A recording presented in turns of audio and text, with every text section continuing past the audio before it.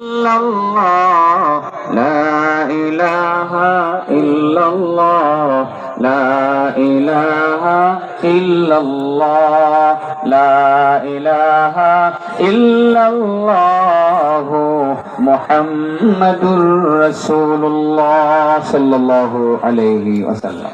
জিকির করলে শয়তান কাছে থাকে না দূরে যায়? মানে যিনি জিকির করেন তার মধ্যে আর শয়তানের মধ্যে একটা দেয়াল এসে দাঁড়ায় যায়, দেয়াল, শয়তান আর কাছে ভিড়তে পারে না। তাইলে এই প্রশ্ন আর করার দরকার নাই, হুজুর শয়তান যে খালি যন্ত্রণা দেয় এরে দূর করবো কেমনে, এই প্রশ্ন আর করার দরকার নাই, খালি জিকির চালায় দিবেন, শয়তান যাবো। ঠিক আছে, কয়টা গেল বাবা? হ্যাঁ, শয়তান দূর করুন তো। আর লা ইলাহা ইল্লাল্লাহ জিকির করলে কি শুধু শয়তানই দূর হয়, নেকি হয় না, গুনাহ মাফ হয় না? বান্দা যখন লা ইলাহা ইল্লাল্লাহ জবান থেকে বের করে, এটা বের হওয়ার সাথে সাথে এটা থেমে থাকে না, তো আকাশের দিকে উঠতে থাকে। সুবহানাল্লাহ।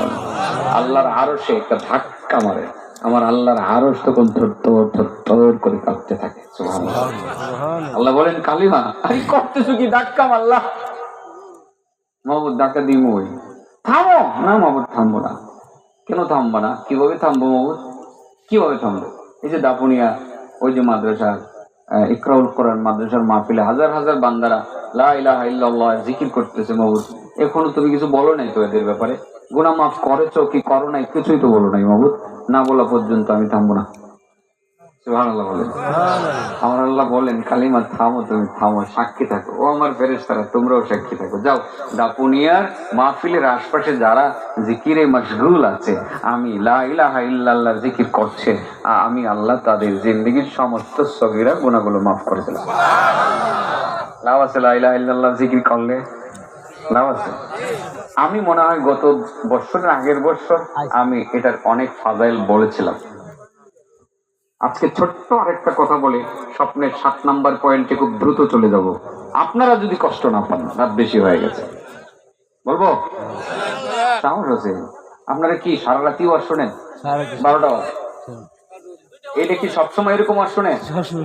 হ্যাঁ, আচানক মানুষ তো ময়মনসিংহের মানুষ, তাও আবার মাঠ ভরা, এই টাইমে তো 1-200 লোক থাকার কথা, বাকি সব চলে যাবে।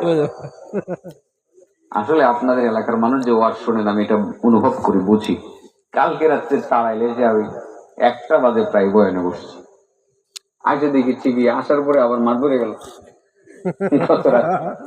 তখনও কতক্ষণ হাসলাম, কুয়াশা পড়তেছে, বৃষ্টির মতো পানি পড়তেছে, আমার মাথায় ছাতা ধরছে, মাথায় ছাতা দিয়ে ওয়াজ করলাম।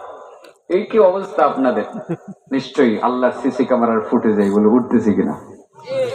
যদি হাসরের মাঠে আপনাকে জিজ্ঞাসা করে তুমি কি কোনো আলেমের মজলিসে বসছিলা, আপনি তো ডাইরেক্ট বলে দিবেন মাহবুব বসছি, মানে 2022 সালের নভেম্বরের 18 তারিখ রাত 12টা 3 মিনিটে কোথায় আছিলাম, তোমার সিসি ক্যামেরা চেক দাও। একটা টিপ দেওয়ার লগে লগে দেখবেন আপনি মাহফিলে আলেমদের কিনে বসে দিয়েছেন। আল্লাহু আকবার। এটাও নাজাতের ওসিলা হতে পারে, পারে কি পারে না? এই ক্ষেত্রে মনে হয় আপনারা এগিয়ে থাকবেন, মনে হয় এগিয়ে থাকবেন, কারণ